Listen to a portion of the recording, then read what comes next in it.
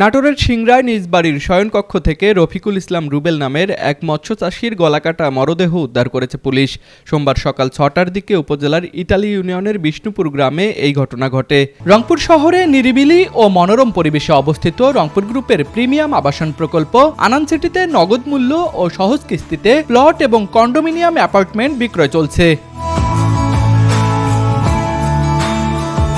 নিহত রুবেল ওই গ্রামের কেরামত আলীর ছেলে। পারিবারিক সূত্রে জানা গিয়েছে, রোববার রাতে স্ত্রীর সঙ্গে মনোমালিন্যের পরে তিনি আলাদা কক্ষে ঘুমাতে যান। সকালে কোনো সাড়া না পেয়ে স্ত্রী ঘরে গিয়ে তাকে রক্তাক্ত অবস্থায় পড়ে থাকতে দেখে চিৎকার দেন। খবর পেয়ে পুলিশ ঘটনাস্থল থেকে মরদেহ উদ্ধার করে ময়নাতদন্তের জন্য নাটোর সদর হাসপাতালের মর্গে পাঠিয়েছে। পুলিশ জানিয়েছে, মৃত্যুর সঠিক কারণ এখনও জানা যায়নি। তদন্ত করে পরবর্তী আইনি পদক্ষেপ গ্রহণ করা হবে। নাটোর প্রতিনিধি আরিফুল ইসলামের পাঠানো তথ্যচিত্রে ডেস্ক রিপোর্ট, RCTV।